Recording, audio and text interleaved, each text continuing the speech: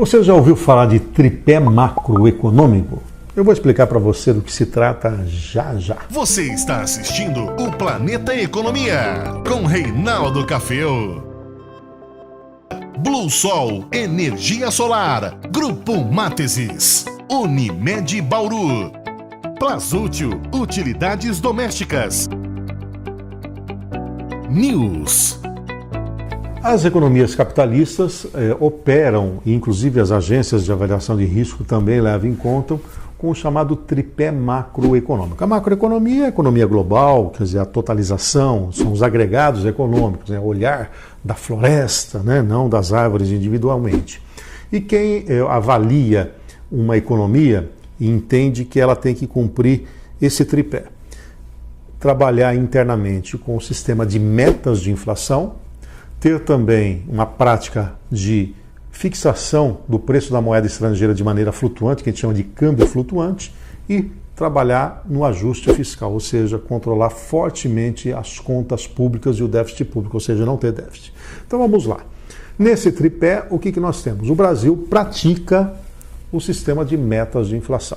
A meta para 2019 é de 4,25% de inflação, para o ano que vem, 2020, 4%, e em 2021, 3,75%. É óbvio que quem avalia a economia não quer saber só se o país tem a meta, se efetivamente ele cumpre essa meta. Infelizmente, no Brasil, de 2 anos para cá, ou na verdade de 2018 para cá, nós voltamos a ter esse cumprimento. Em 2018 a meta era de 4,5%, fechamos com 3,75%, portanto abaixo dessa meta fixada. Neste ano, com 4,25% de meta, pelos primeiros números de inflação desse ano, já olhando para trás em 12 meses, é bem provável que a gente feche abaixo de 4% novamente. Conclusão, a meta será cumprida. O desafio vai ser para 2020 e 2021 ficar na casa de 4% e 3,75%. Por que um desafio? Ora, se a economia voltar a crescer, depois que ela ocupar a capacidade ociosa, desovarem os estoques, é bem provável que as empresas queiram recuperar suas margens de lucro. E é óbvio também que nós estamos sujeitos a oscilações de preços em nível internacional, enfim, é previsível algum tipo de pressão inflacionária no futuro. Mas eu posso dizer que dentro do tripé macroeconômico, o controle inflacionário é aquele que está sendo mais rigoroso. O Brasil pratica também o segundo pilar do tripé, que é o câmbio flutuante, né? Se nós tivéssemos um câmbio fixo, o governo estabeleceria qual o preço da moeda estrangeira. Por exemplo, ele fixaria o preço do dólar. Quando ele faz isso, câmbio fixo, ele tem que bancar o jogo. Se todo mundo quiser comprar dólar àquele preço, tem que ter dólar suficiente para isso. Se não tiver, começa a desconfiar e cria-se um mercado paralelo de dólar, ou seja, você tem que dar a ração que o mercado está tendo. É muito normal nas economias capitalistas, e o Brasil pratica isso, de ter o câmbio flutuante. Nesse caso, quem define o preço da moeda estrangeira é o jogo da oferta e da procura. Tem muita gente querendo vender dólar, a cotação cai. Muita gente querendo comprar dólar, a cotação sobe. Quando tem pouco ofertante, muito demandante, enfim, faz aquele jogo da oferta e procura. No caso brasileiro, nós temos a chamada flutuação suja. Isso quer dizer o quê? Que o Banco Central, se necessário entrar no mercado, ele entra. Toda vez que houver uma desordem no câmbio, ele acaba atuando. Por exemplo, o dólar está cotado a 3,70 e de repente vai para 3,80, 3,85. Deu uma desordem no câmbio. Ele entra ofertando dólar no mercado à vista, até colocando títulos cambiais para acalmar aquele mercado. E pode atuar também no sentido contrário. O dólar estava a 3,70, cai para 3,60 e pode prejudicar, por exemplo, as exportações. Nesse momento, o Banco Central pode entrar no mercado adquirindo, quer dizer, forçando a compra de dólar.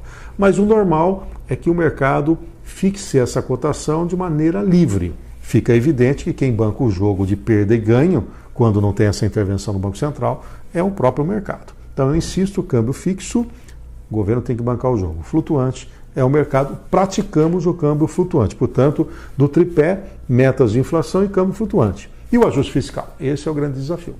O Brasil não tem ainda um fechamento de 2018 concretizado, mas tudo indica que o orçamento geral teve um buraco de 120 bilhões de reais, ou seja, o que o governo arrecadou menos o que ele gastou, faltou 120 bilhões. Esse dinheiro, naturalmente, vai engrossar o endividamento público, que vai ter que gerar juros, que vai aumentar ainda mais o endividamento público. Conclusão, nós não temos um ajuste fiscal na magnitude que resgate, que estabeleça confiança dos agentes econômicos. Por isso, a necessidade de enxugar gastos em todas as áreas, tanto do governo central, no Distrito Federal, nos estados e no município, buscar fontes de receitas adicionais, como a privatização, receber os atrasados, enfim, trazer mais dinheiro para o caixa do governo e, naturalmente, que um dos grandes desafios e talvez que tenha uma solução mais robusta para equacionar o déficit público é a questão da reforma da Previdência. Ela pode trazer ou deixar de ter um gasto tão acentuado e estabilizar o gasto público do governo. Por sinal, a questão da Previdência é um gasto em crescimento, né? Precisa dar uma estancada nisso e a reforma veio exatamente para isso. Então, se nós pensarmos no tripé macroeconômico, o Brasil, 2 pilares ele acaba praticando. Ele pratica metas de inflação e agora cumprindo essa meta, não que aconteceu no passado recente, e tem o câmbio flutuante. É óbvio que esse câmbio flutuante nosso é muito mais sensível, mais frágil do que economias capitalistas mais avançadas que a nossa, mas de qualquer maneira é uma prática de câmbio flutuante e é moderno isso. O que falta é o ajuste fiscal. Por isso que nós não temos uma nota de avaliação de risco bastante acentuada. Há um receio, se o governo não fizesse nada na direção de conter o gasto público, de eliminar o déficit, de a gente não ter, por exemplo, dinheiro para honrar os nossos compromissos, de dar calote quando vencer um título público. Então esse é o grande receio que o mercado tem. Então nós temos uma crise de confiança porque nós não cumprimos esse terceiro ponto do tripé macroeconômico. Mas o diagnóstico elaborado pela atual equipe econômica, comandada pelo Paulo Guedes, vai na direção de fazer o ajuste fiscal. E aí nós poderemos, a médio prazo, completar esse tripé, resgatando a confiança internacional, a confiança dos agentes econômicos locais, a retomada da entrada de capital de fora, a retomada dessa confiança gerando investimento interno e fazendo com que a roda da economia volte a gerar. Pelo menos essa é a grande lógica e a grande expectativa. E temos que trabalhar para que isso aconteça, porque todos ganharão, principalmente a população mais pobre, que teria a volta do emprego e com ela uma eliminação desse abismo social que existe entre os pobres e os ricos. É um longo caminho, mas é importante a gente entender em que fase nós estamos e por que as ações do governo vão em determinada direção e não em outra direção. É exatamente para cumprir essas metas, para poder ter o controle econômico e com ele dar a tranquilidade de que nós podemos ter o que se chama crescimento sustentado ao longo do tempo. É isso. Viu só? O planeta nos gira em torno da economia? É claro que gira. Se você quer saber mais sobre economia e finanças, acesse os nossos vídeos aqui no canal Planeta Economia. Pode também compartilhar o nosso vídeo. Peço para você fazer assinatura no nosso canal e não esqueça de acionar o sininho para receber notificações. E, como eu disse, pode passar nosso vídeo para frente, compartilhando, porque a gente vai ajudando aí as pessoas a entenderem um pouquinho mais de economia. E eu sempre convido você para fazer parte do canal Planeta Economia.